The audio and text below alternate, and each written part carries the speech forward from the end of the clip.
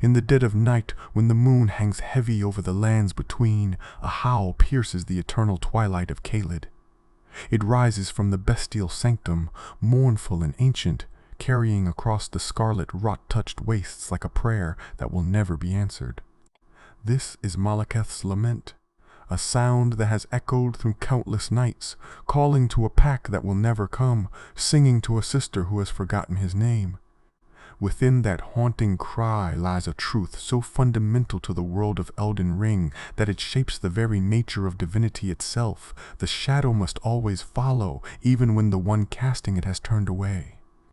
Welcome, lore seekers, to another deep dive with Keen 7 Lore, where tonight we unravel one of the most tragic and fascinating relationships in all of Elden Ring: the mystical bonds between gods and their shadows. These aren't mere guardians or servants, but something far more complex and infinitely more heartbreaking. They are living chains, forged from loyalty and cursed with a love that can destroy them from within. Picture, if you will, a wolf-like creature of impossible size, fur as black as the void between stars, standing eternal vigil at the edge of divinity. This beast doesn't merely protect, it exists as an extension of its master's very soul, yet paradoxically programmed to ensure that soul never strays from a predetermined path. The two fingers, those ancient arbiters of fate, crafted these shadowbound beasts with a cruel precision that would make even the most devoted servant question the nature of free will. Each shadow was custom-tailored, we're told, to their specific Empyrean. Those chosen few deemed worthy of potentially succeeding Queen Marika and reshaping the very foundation of reality. But here's where the tragedy begins to unfold. These shadows, described in ancient text as warrior vassals of unerring loyalty, carry within them a fatal contradiction. They cannot betray their Empyrean. It's literally impossible, written into their very existence like a law of nature. Yet should their beloved master dare to resist the will of the two fingers, these loyal guardians will descend into madness, transforming from protector to destroyer.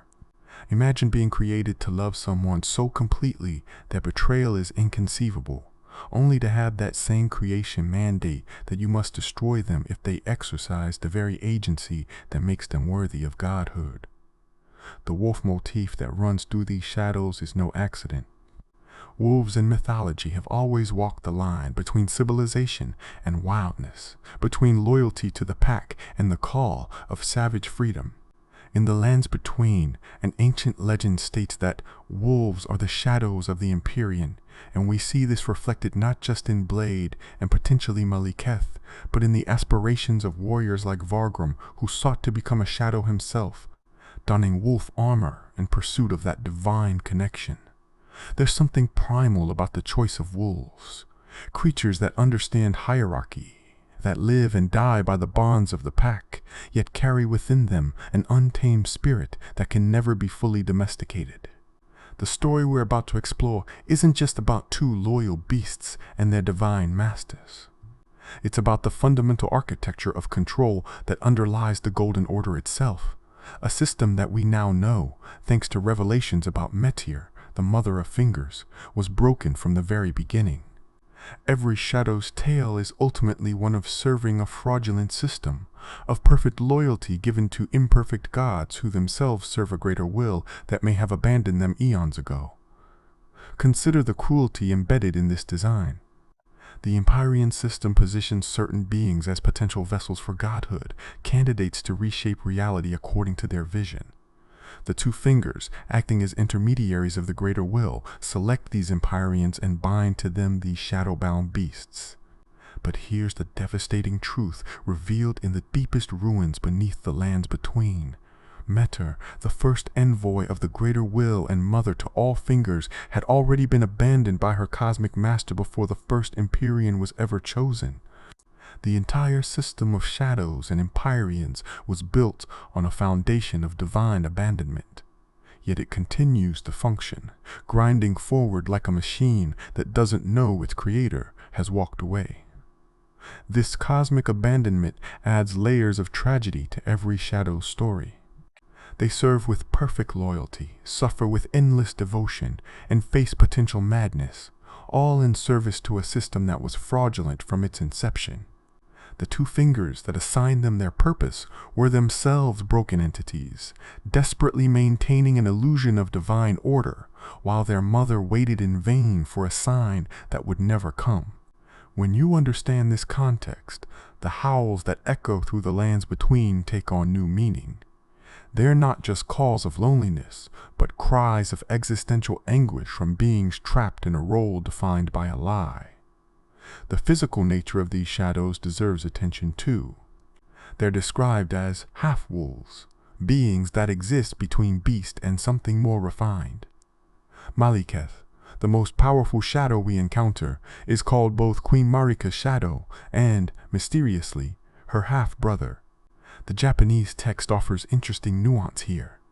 The term used could mean sworn brother rather than blood relation, suggesting a bond forged through oath rather than birth.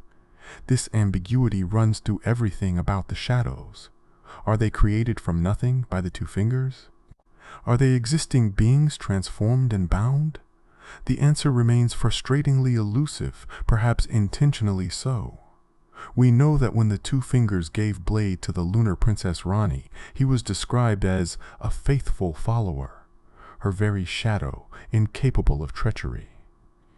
The language is possessive, objectifying. He was given, like a gift or a tool. Yet we also know that Blaidd grew up alongside Ranni, played with her as children, was raised as her stepbrother with the apparent approval of Rennala herself. How do we reconcile the idea of being given with having a childhood? Did the two fingers insert him into the Carian royal family? Was he transformed from a normal child into something more? The game refuses to give us clean answers, leaving us to piece together a truth from fragments and implications. What we can confirm is the system's fundamental purpose: control.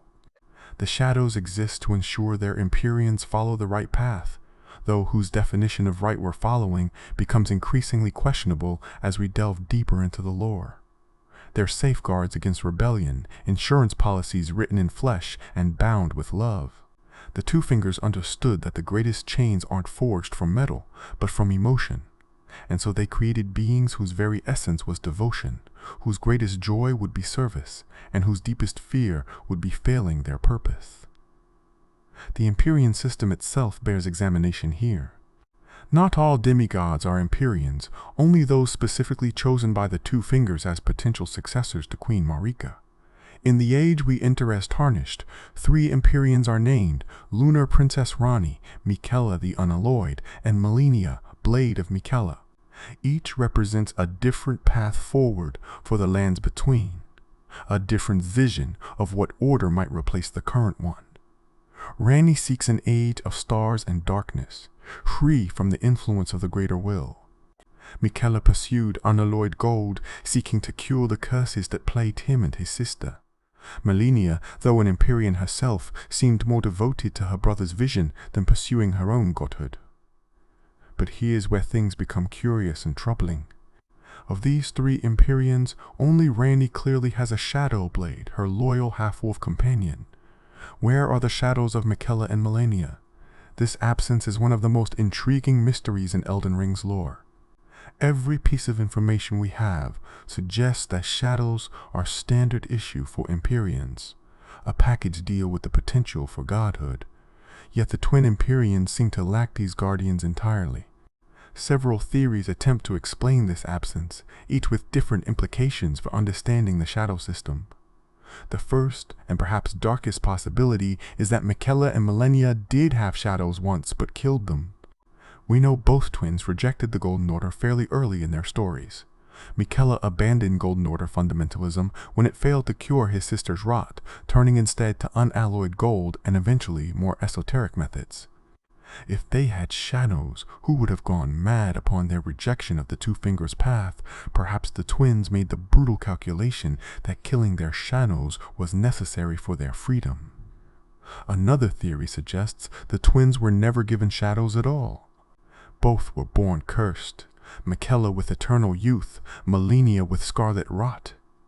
These curses came from their nature, as children born from a single god, Marika Radagon's self-union. Perhaps the two fingers recognized something in them that made them unsuitable for shadows, or perhaps their connection to outer gods like the god of rot made the binding impossible.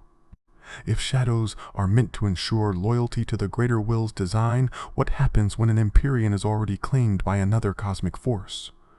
Before we dive deeper into our two primary shadows, Maliketh and Blaidd, let me share something with you all. If you're finding value in this exploration of Elden Ring shadow lore, these hidden connections and tragic stories that run beneath the game's surface, consider subscribing to support the channel and join our growing community of lore enthusiasts. Your support truly makes these deep investigations possible, allowing us to spend the time needed to uncover every detail, verify every source, and weave together these complex narratives. Now, let's return to perhaps the most powerful and tragic shadow of them all, Maliketh, the Black Blaidd. Maliketh's story begins in victory and ends in betrayal, spanning the entire history of the Golden Order. He was Marika's shadow, her half-brother, as the game tells us, though again that translation carries ambiguity. What's clear is that he was her closest companion in the early days of her godhood, the beast who helped establish her rule through violence when necessary. His greatest triumph, the act that would define both his identity and his eternal torment, was the defeat of the Gloam-Eyed Queen. This mysterious Empyrean, chosen by the two fingers just as Marika was, wielded the power of destined death through the godskin apostles. She represented a fundamental threat to Marika's vision of an age without death, a world where the golden lineage could rule eternal and unending. The battle between Maliketh and the Gloam-Eyed Queen wasn't just a clash of servants, but a war between different visions of what the world should be. Should death remain a natural part of existence, as the Gloam-Eyed Queen believed? Or should it be sealed away, removed from the natural order to create Marika's golden eternity? Maliketh emerged victorious, defeating the Gloam-Eyed Queen and claiming destined death itself. But rather than destroy this dangerous power, Marika had other plans. She commanded Maliketh to seal destined death within his own flesh, transforming her shadow into a living prison for the concept of mortality itself. The Black Blade he would come to wield was literally forged from this internalized death, making Maliketh not just death's guardian, but death's vessel. Every moment of his existence from that point forward was spent containing a force that wanted nothing more than to be free, to return to its natural place in the order of things. This binding created a unique relationship between Maliketh and the thing he guarded. He became Death's jailer and Death's wielder simultaneously. In combat, he could unleash portions of this power through his Black Blade, creating projectiles that reduced maximum health, a mechanical representation of mortality's touch. But this power came with a terrible price. The rune of death, bound within his flesh, created an eternal hunger in him. After the Night of Black Knives, when a fragment of death was stolen and used to kill Godwyn the Golden, this hunger transformed into something more specific and horrible, a craving for Deathroot. The Night of Black Knives represents the moment when Maliketh's perfect service record was shattered. On this single night, Black Knife assassins somehow stole a fragment of the Rune of Death from Maliketh himself. With this stolen death, they murdered Godwyn the Golden in soul, while simultaneously killing Ranni the Witch in body, creating the first true death in the lands between, since the establishment of the Golden Order. The psychological impact on Maliketh was devastating. He had one job: guard death, and he failed. But here's where the story becomes even more tragic. We now know, through various hints and revelations, that Marika herself was likely involved in the Night of Black Knives. The Black Knife assassins were Numen women, possibly from Marika's own homeland. They knew exactly when and how to strike. The theft of death was too convenient, too perfectly timed to be mere chance. Marika needed someone to die, perhaps Godwyn specifically, to set in motion the series of events that would eventually lead to the shattering. And who did she use to accomplish this? Who did she allow to be robbed and disgraced? her most loyal servant, her shadow who had never failed her before. After the Night of Black Knives, Maliketh transformed. He bound the remainder of death even tighter to himself, plunging the black blade through his own hand to ensure it could never be stolen again. He took on the name Gronk, beast clergyman, and fled to the bestial sanctum in Caelid, far from the capital and the site of his failure. There he waits in self-imposed exile, consumed by an endless hunger for deathroot, the corrupted plant growth that springs from those who die improperly in a world where death has been fundamentally broken. The deathroot hunger is particularly cruel. These twisted roots grow from the corpses of those who should not have died or who died improperly in the age of the Golden Order. Each piece Maliketh consumes is a reminder of his failure, yet he cannot stop himself from devouring them. The game presents this as an almost animalistic compulsion. When you bring him deathroot, he loses composure, frantically consuming it before regaining enough control to reward you. It's addiction and penance rolled into one, a physical manifestation of his psychological torment. What makes Maliketh's situation even more heartbreaking is Marika's complete absence from his suffering. After binding death to his flesh, after his perceived failure during the Night of Black Knives, after his transformation into Gronk and exile to Caelid, Marika offers him nothing. No comfort, no explanation, no acknowledgement of his continued service. He howls into the night, calling for a queen who will never answer, maintaining his vigil over a power she commanded him to bear. The most loyal servant in the lands between receives only silence from the god he serves. When we finally face Maliketh as tarnished, we're not just fighting a boss, we're completing Marika's final betrayal of her shadow. She knew that for the tarnished to become Elden Lord, they would need to unleash destined death. She knew this meant killing Maliketh, and she planned for it. The shadow who had served her perfectly, who had suffered endless hunger and loneliness in her name, was always intended to die at the hands of her chosen tarnished. His entire existence after the Night of Black Knives was simply waiting for his execution. During the battle, Maliketh's dialogue reveals his broken mental state. He recognizes you as Marika's agent, understanding on some level that his queen has sent you to kill him. "Marika, why, wouldst thou gull me?" he asks, using an archaic word for betrayal and deception. Even in his final moments, he cannot fully accept that the one he served so faithfully has orchestrated his death. His defeat isn't just physical. It's the shattering of whatever faith kept him functioning through centuries of torment. The transformation from Gronk to Maliketh during our fight is significant too. As Gronk, he fights desperately but almost reluctantly, as if hoping he won't have to reveal his true nature. But when pushed to the brink, he unleashes his true form. Maliketh, the Black Blade, and the full power of destined death comes forth. His movements become impossibly graceful and violent, flipping through the air with an agility that seems to defy his bestial frame. The black blade extends with each swing, leaving trails of red-black death in the air that linger like wounds in reality itself. This is what Marika's shadow truly is. Not just a guardian, but a force of nature. Death itself given form and purpose. Blaidd's story offers a different perspective on the shadow's curse, one where love might actually transcend programming, if only temporarily. Where Maliketh's tale is one of unreciprocated loyalty to an indifferent god, Blaidd's is about a genuine relationship tested by cosmic forces neither party can control. His connection to Ronnie began in childhood, a fact that raises fascinating questions about the nature of shadows and their integration into Empyrean lives. We know that Blaidd grew up alongside Ronnie in Carrier Manor. He played with her as children do, was raised as her stepbrother, and was apparently accepted by Renala, Ronnie's mother, as part of the family. The Royal Carrion family treated him not as a servant or guardian, but as a genuine family member. This integration seems remarkably complete for something given by the Two Fingers. Did they implant false memories? Transform an existing child?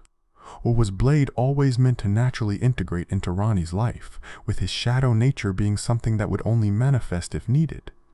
The depth of their relationship is evident in small details throughout the game. Blaidd's armor bears the crest of Carrier, marking him as official Carrion royalty. His sword, the royal greatsword, was imbued with cold magic, something the item description specifically notes he didn't particularly like. Yet he accepted this enhancement because it aligned with Ranni's lunar affinities.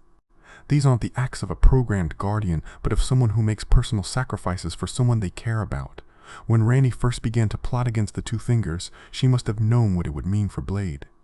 The shadow system's rules are clear. Resist the Two Fingers, and your shadow descends into madness. Yet she included him in her conspiracy anyway, and remarkably, he participated willingly. During our journey with them, Blaidd helps hunt down the source of Nokron's seal, assists in finding the city of Nokstella, and supports Ranni's quest to find the Fingerslayer blade, a weapon specifically designed to kill Two Fingers. Every step of this journey pushes him closer to Magnus, yet he continues. The relationship between Blaidd and War Counselor E.G. adds another layer of tragedy to the story. E.G., the giant blacksmith who serves as Ranni's war counselor, clearly cares for Blaidd, but also understands the inevitable outcome of their quest.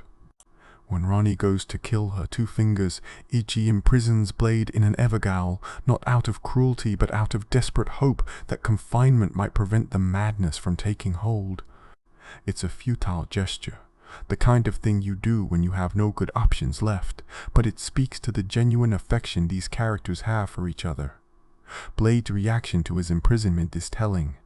When we free him, he's not angry at E.G., but confused and hurt. I'm part of her very being. I could never betray her. No matter what might happen, how could E.G. possibly think? The ellipsis speaks volumes. Even Blaidd himself might not be entirely certain what he would do if the madness took hold. He insists on his loyalty with the desperation of someone trying to convince himself as much as others. The baleful shadow we encounter in Nokstella provides a preview of what Blaidd is destined to become. This creature takes Blaidd's form but is described as a shadow, not of flesh and blood, but of the Two Fingers' will defending itself. It wields death-imbued weapons and attacks with a fury that has nothing to do with personal emotion and everything to do with programmed response. This is what the Two Fingers intended, a fail-safe that would activate if an Empyrean strayed too far from the prescribed path. Fighting it feels like fighting Blaidd's dark future, a version of him stripped of everything that makes him who he is, reduced to nothing but the Two Fingers' need for control. When we finally return to Ranni's rise after she successfully kills her Two Fingers and departs to begin her Age of Stars, we find Blaidd outside, surrounded by the corpses of Black Knife assassins. He's held onto his sanity just long enough to defend Ranni one last time, but the effort has pushed him past his breaking point. The madness has finally claimed him, yet even in this state, his actions were protective. The assassins were likely sent by Ranni herself or her allies, a mercy killing for a beloved companion who had become too dangerous to leave alive. Our final battle with Blaidd is heartbreaking precisely because he's still himself enough to speak, to recognize us, to express his confusion and pain. I've been a good boy. I did everything right. So why? Why did she leave me behind? These aren't the words of a programmed automaton, but of someone who genuinely doesn't understand why love wasn't enough to overcome cosmic programming. He followed every order, supported every plan, fought every enemy, and in the end, the very nature of his existence made him a threat to the person he lived to protect. What makes Blaidd exceptional among shadows is how long he resisted. By all accounts, he should have gone mad the moment Ranni began plotting against the Two Fingers. Instead, he held on through her entire conspiracy, through the acquisition of the Fingerslayer blade, through the death of her Two Fingers. Only after she had achieved her goal and departed did he finally succumb. This resistance suggests something profound, that the bond between Empyrean and Shadow might sometimes transcend its artificial origins. Blaidd's love for Ranni wasn't just programming, it was real enough to fight against the very nature of his existence. His epitaph reads that he would defy destiny itself if it would have him turn upon his lady, and in a way he did exactly that.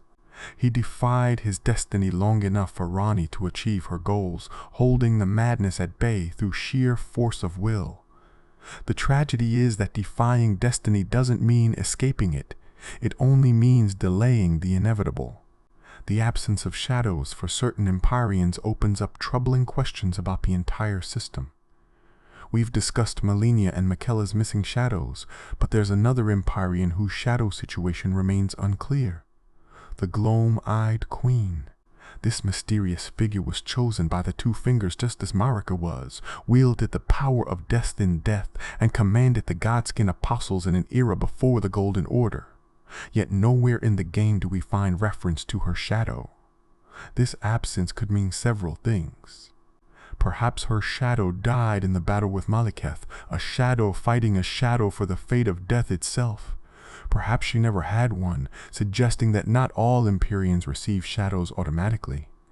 Or perhaps most intriguingly, her shadow survived her defeat and lives on somewhere in the lands between, serving a master who no longer exists in any meaningful way. The game leaves this question tantalizingly unanswered. Returning to Malenia and Miquella, the mystery of their missing shadows becomes even more significant when we consider their unique circumstances. Both were born cursed due to their nature as children of a single god, Marika and Radagon being the same entity. Malenia carries the scarlet rot, a force connected to an outer god of decay and pestilence. Miquella was cursed with eternal youth, but possessed an almost supernatural ability to compel affection from others. These weren't just Empyreans, they were Empyreans already marked by forces beyond the greater will. If shadows are meant to ensure an Empyrean follows the path set by the Two Fingers, what happens when that Empyrean is already influenced by another cosmic entity? The scarlet rot that flows through Malenia connects her to something ancient and terrible, something that exists outside the Golden Order's framework. Would a shadow assigned to her inevitably go mad as she embraced her rot goddess nature? Or would the conflicting divine influences make binding the shadow impossible in the first place? Some community theories suggest that Malenia and Miquella might have killed their shadows early in their rebellion against the Golden Order. Both twins rejected the Golden Order, fundamentalism that Radagon championed, with Miquella specifically developing unalloyed gold as an alternative to the Greater Will's influence. If they had shadows who would have opposed this rebellion, elimination might have been the logical, if brutal, first step. The game never confirms this, but the complete absence of any reference to their shadows in a game that specifically tells us about the shadow system feels deliberately significant. Another possibility is that the twins represent a new kind of Empyrean, one that emerged outside the traditional system. Their birth from a single god was unprecedented, creating beings that were divine by nature rather than by selection. Perhaps the Two Fingers couldn't assign shadows to entities that existed outside their usual framework, or perhaps they chose not to, recognizing something in the twins that made the usual controls ineffective or unnecessary. There's also the fascinating figure of Miquella's alter ego, Saint Trina. This mysterious entity associated with sleep and dreams might represent Miquella's attempt to create his own version of a shadow. Not a guardian assigned by the Two Fingers, but a complementary aspect of himself that he controlled. If true, this would represent a fundamental subversion of the shadow system, replacing external control with internal multiplicity. The transformation of a shadow into a baleful shadow represents one of the most horrifying aspects of this entire system. We've touched on this with Blaidd, but the mechanics deserve deeper exploration. When an Empyrean defies the Two Fingers strongly enough, their shadow doesn't just go mad, they transform into something called a baleful shadow, described as a curse, a horror, an assassin of the Two Fingers. This transformation seems to be more than just madness. It's a fundamental rewriting of the shadow's purpose, converting them from protector to destroyer. The baleful shadow we fight in Nokstella demonstrates this perfectly. It has Blaidd form but none of his personality, wielding destined death with mechanical precision. This isn't Blaidd-driven crazy, it's Blaidd overwritten, his consciousness replaced with a singular directive: kill the rebellious Empyrean. The fact that these baleful shadows can wield destined death is particularly significant. This is the same power that Maliketh guards so jealously, the force that was supposedly sealed away from the world. Yet the two fingers can apparently imbue their failed shadows with this power when needed. This suggests that the sealing of death was never as complete as Marika claimed, or that the two fingers maintain some backdoor access to powers that are supposedly beyond reach. The psychological horror of this transformation cannot be overstated. Imagine being Blaidd, knowing that somewhere in your code, in the very foundation of your being, lurks a program that will overwrite everything you are if triggered. Every act of rebellion by Ranni isn't just risking his madness, it's risking his complete erasure as an individual. Yet he continues to support her, knowing that each step brings him closer to obliteration. For the Empyreans, the knowledge that their closest companion contains this sleeping horror must be equally traumatic. Ranni grew up with Blaidd, loved him as a brother, yet always knew that he carried within him the seed of her potential destruction. Every moment of genuine affection was shadowed by the knowledge of what he could become. This might explain why she kept certain plans from him, why she sent him on errands during crucial moments, why ultimately she left him behind when she ascended to her throne. The revelation about Metyr, the Mother of Fingers, fundamentally recontextualizes everything about the shadow system. This entity, discovered in the Finger Ruins, is revealed to be the first child of the Greater Will, sent to the lands between as an envoy long before any of the events we know. But here's the crucial detail. Metyr was abandoned by the Greater Will before the two fingers ever chose their first Empyrean. Every finger, every command, every shadow assignment has been made by entities that are essentially orphaned, children, desperately maintaining systems they think their absent parent wants. This means that when the two fingers assigned Maliketh to Marika, when they gave Blaidd to Ranni, they were acting not on direct divine mandate, but on their own interpretation of a silent God's will. The shadows serve a system that serves an entity that serves nothing but its own desperate hope for contact that will never come. It's a chain of abandonment and delusion, each link believing it serves a higher purpose, while that purpose has long since walked away. Understanding this changes how we view Marika's rebellion. She wasn't just rebelling against the Greater Will. She was rebelling against a system that was already broken, run by deluded entities clinging to remembered commands from a god that had stopped listening. Her cruelty to Maliketh, her manipulation of the entire Golden Order, takes on a different character when we realize she might have discovered this truth. Perhaps she learned that the two fingers were orphaned children playing at divine authority and decided that if the cosmos was built on lies, she might as well reshape those lies to her own design. This also explains why the two fingers' responses often seem delayed or confused. When major events happen in the game, the two fingers often need time to commune with the Greater Will, entering long periods of silence before delivering their wisdom. But what are they actually doing during these communions?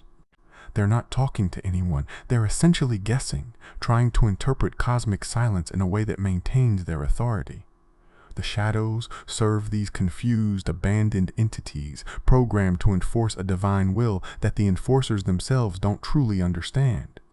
For Maliketh, this revelation would be devastating if he ever learned it. His entire existence, his suffering, his hunger, his failure, all in service to a cosmic game of telephone where the original caller hung up eons ago. He guards destined death, not because the Greater Will commanded it, but because abandoned. Fingers believe that's what the Greater Will would want. He destroyed the Gloam-Eyed Queen not in service to cosmic order, but to maintain an illusion of order that the cosmos itself has abandoned. Blaidd's situation becomes even more tragic in this light. His programming to go mad if Ranni rebels isn't divine justice. It's a failsafe created by entities that don't actually know what justice means anymore. He's not bound by cosmic law, but by the desperate need of orphaned fingers to maintain control over a system they don't fully understand. His love for Ranni, genuine and deep, wars against programming created by beings playing at divinity without divine backing. This fundamental fraud at the heart of the system might explain why some shadows seem able to resist their programming more than others.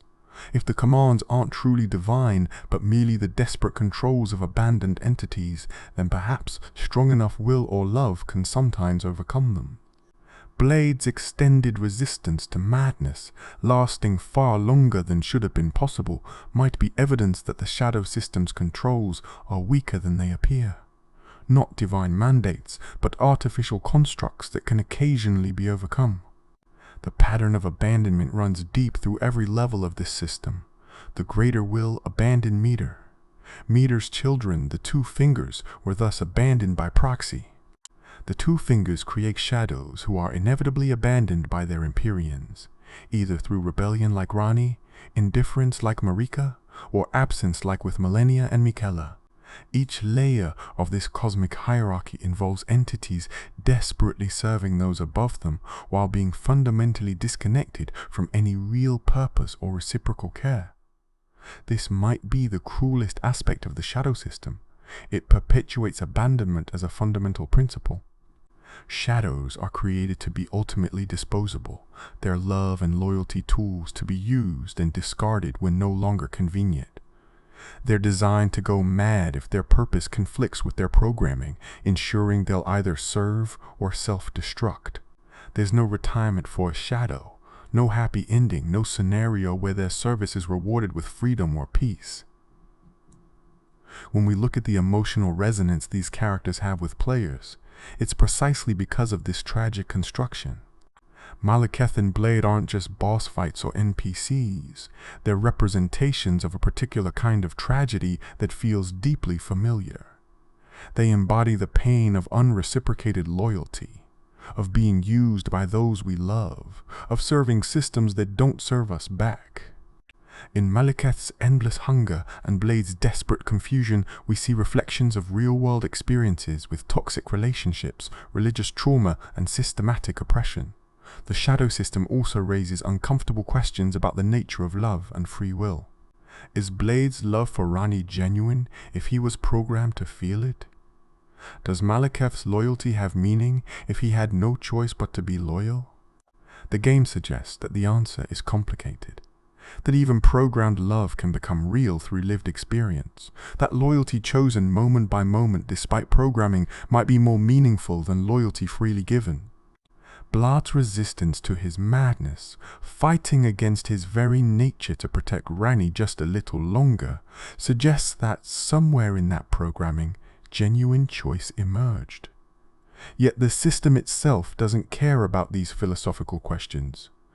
It's a machine designed for control, and whether that control is exercised through genuine love or artificial programming is irrelevant to its function. The Two Fingers don't care if Blaidd truly loves Ranni. They only care that he ensures she follows the proper path. Marika doesn't care about Maliketh's suffering. She only cares that he guards death until she needs it released. The stories of these shadows also illuminate the game's broader themes about cycles and the impossibility of true change within corrupted systems. Both Maliketh and Blaidd serve their roles perfectly, yet that perfect service doesn't protect them from the system's cruelty. They can't earn their freedom through good behavior because the system isn't designed to grant freedom. It's designed to perpetuate itself, to maintain control, to ensure that power remains concentrated in the hands of those who already wield it. This is why Ranni's ending carries such weight. Her Age of Stars represents not just a changing of the guard, but a fundamental rejection of the system that creates shadows. By killing her, Two Fingers, and leaving the lands between, she breaks the cycle that created Blaidd's tragedy. Yet even this freedom comes at the cost of Blaidd himself. He had to die for her to be free, the ultimate sacrifice that the system demanded even in its dissolution. Similarly, our victory over Maliketh isn't just necessary for becoming Elden Lord. It's the final insult in a long line of injuries. We kill him not to free him but to claim the power he guards, perpetuating the very system that destroyed him. His death doesn't break the cycle, it enables its continuation under new management. The tragedy of Maliketh is that even his death serves the system that tormented him. As we near the end of this exploration, we should consider what the shadow system tells us about Elden Ring's broader mythology. The game presents us with a cosmos of broken systems and abandoned children, where every level of divine hierarchy is founded on some fundamental betrayal or abandonment. The shadows are just one manifestation of this pattern, but they're perhaps the most personal, the most intimate example of how cosmic dysfunction translates into individual tragedy.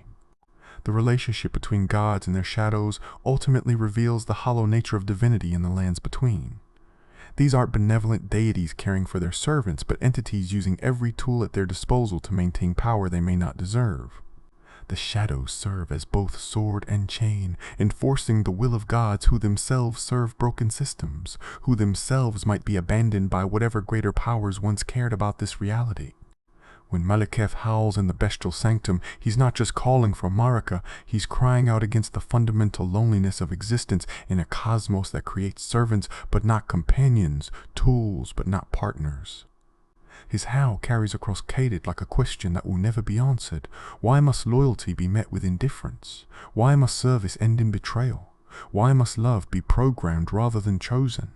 And when Blaidd stands outside Ranni's Rise, surrounded by the corpses of assassins, holding on to his fracturing mind just long enough to protect her one last time, he embodies a different but related tragedy. His story asks, can love transcend its origins? Can something artificial become real through experience? Can we choose who we are even when who we are was chosen for us? These questions resonate because they're not just about a video game's lore. They're about fundamental human experiences. We all serve systems that might not serve us back. We all love people who might not deserve our devotion. We all struggle with the tension between who we're supposed to be and who we choose to become. In the shadows of Elden Ring, we see our own shadows, the parts of ourselves that serve, that follow, that remain loyal even when loyalty hurts. As we reach the conclusion of this deep dive into one of Elden Ring's most tragic systems, we are left with images that haunt us long after the game is turned off. Maliketh, clutching his blade through his own hand, binding death ever tighter to himself in a desperate attempt to never fail again. Blaidd, standing in the moonlight outside Ranni's Rise, loyal to the end even as his mind fractures and reforms into something monstrous. These aren't just bosses we've defeated or quest lines we've completed. They're reminders of the price of absolute loyalty in a world that doesn't value it. The shadow system reveals itself to be a perfect metaphor for toxic devotion, for relationships where love becomes a chain, where service becomes slavery, where protection becomes control. The two fingers created these beings to be perfect servants, incapable of betrayal, programmed to love. But in doing so, they created walking tragedies, beings whose very existence is defined by an impossible tension between their nature and their purpose. What makes these stories particularly powerful is that there's no clean resolution, no moment of redemption that makes the suffering worthwhile. Maliketh dies believing he failed the sister who orchestrated his death. Blaidd dies confused and abandoned, unable to understand why being a good boy wasn't enough. Their stories don't end with understanding or peace, but with violence and confusion, a final insult added to a lifetime of injury. Yet perhaps there's something to be learned from their service, not in its success, but in its failure. The shadow system ultimately fails because it tries to mechanize love, to program loyalty, to systematize devotion.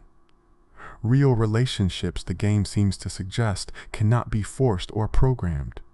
They must be chosen moment by moment, even when choosing them hurts. Blaidd's resistance to his madness, his determination to remain himself just a little longer, represents this choice. Even if he was programmed to love Ranni, his decision to fight against his own transformation represents something deeper than programming.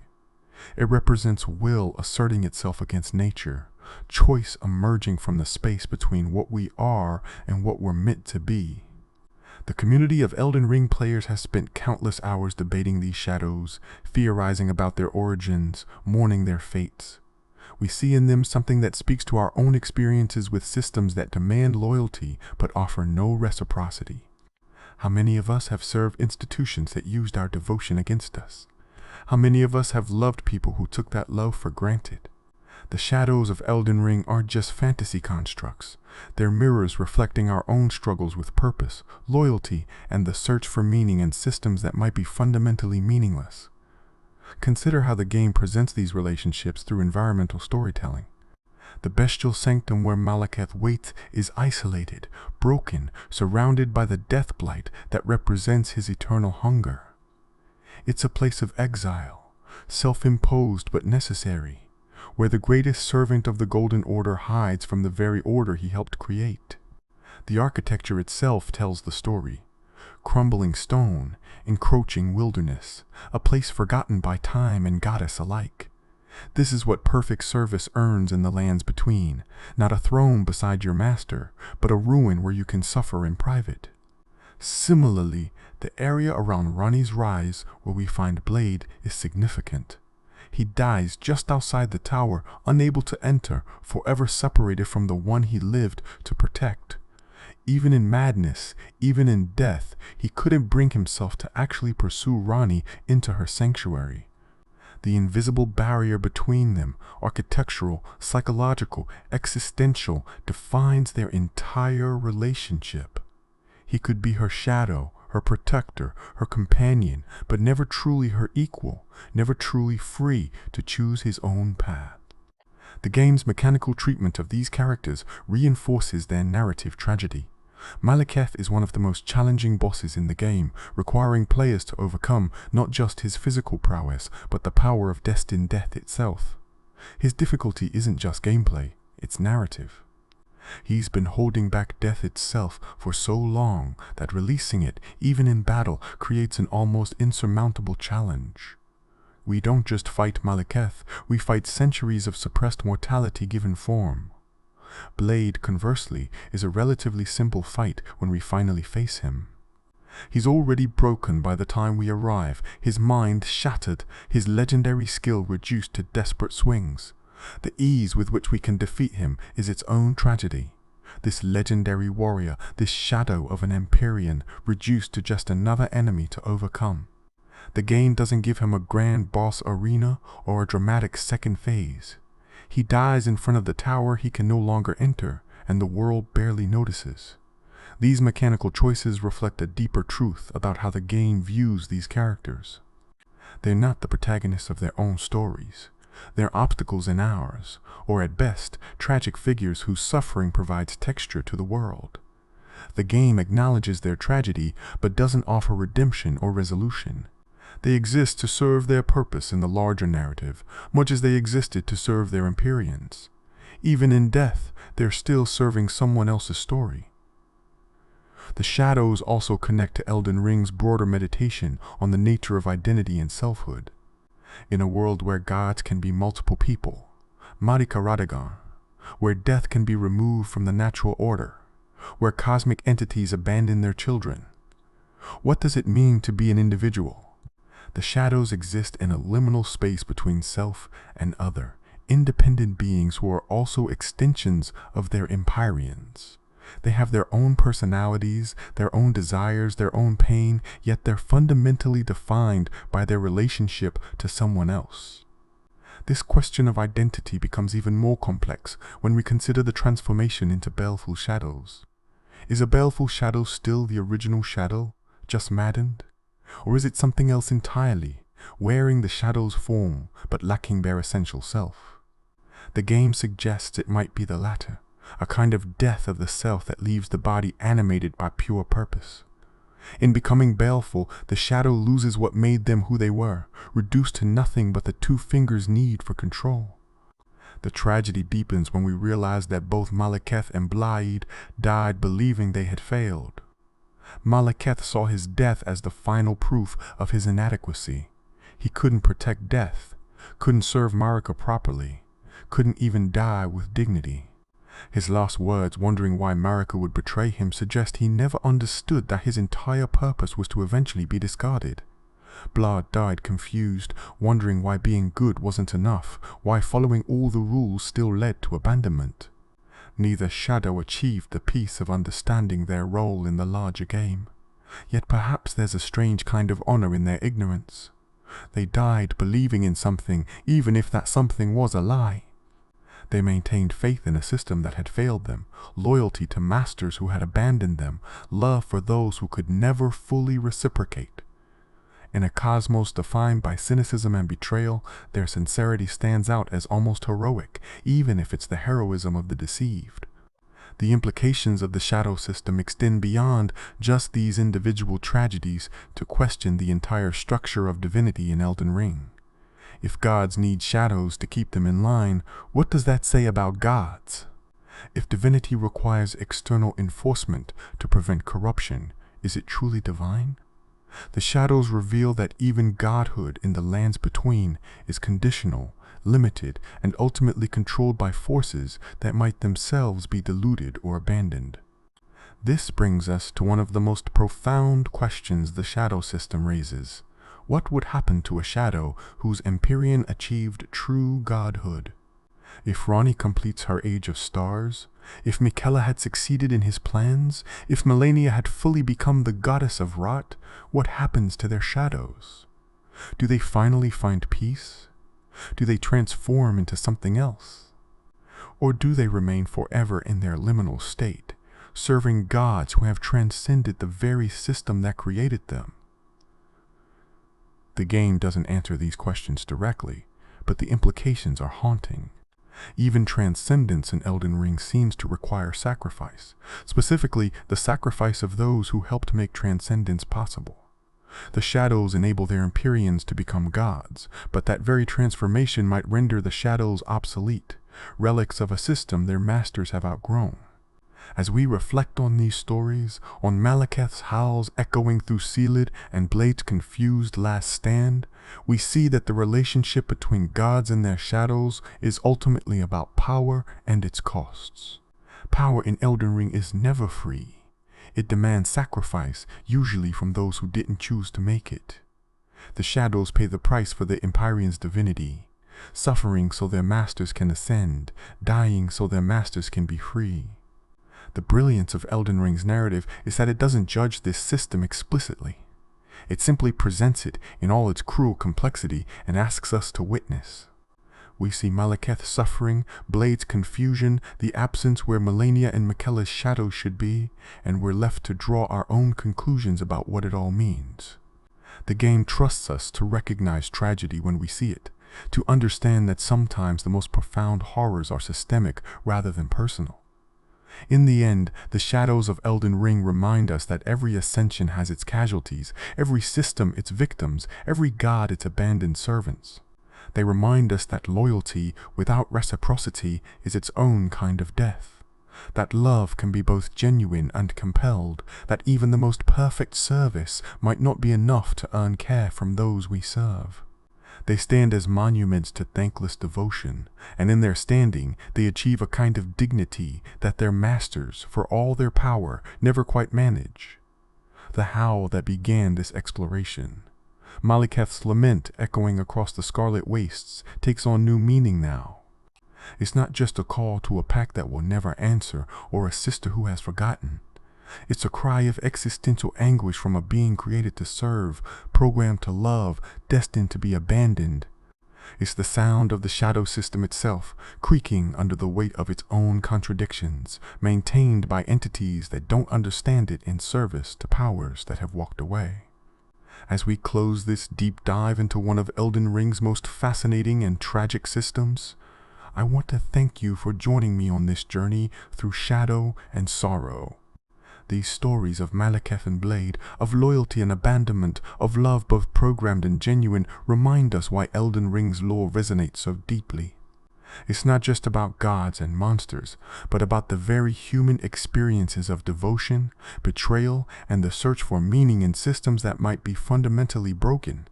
If this exploration of the shadows has revealed new depths to your understanding of Elden Ring, if these tragic tales of loyalty and programming have given you new appreciation for the game's narrative complexity, please consider subscribing to Keen 7 Lore. Your support allows us to continue these deep investigations, to uncover the hidden connections and tragic stories that make these worlds so compelling.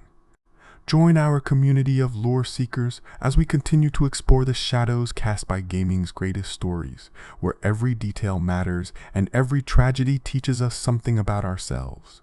Remember, in the lands between and beyond, we are all casting shadows. The question is whether we're following our own path or walking one that was programmed for us.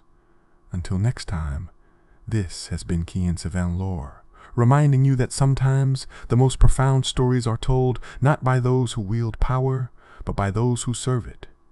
Thank you for listening, and may you find your own path, free from the shadows that would bind you.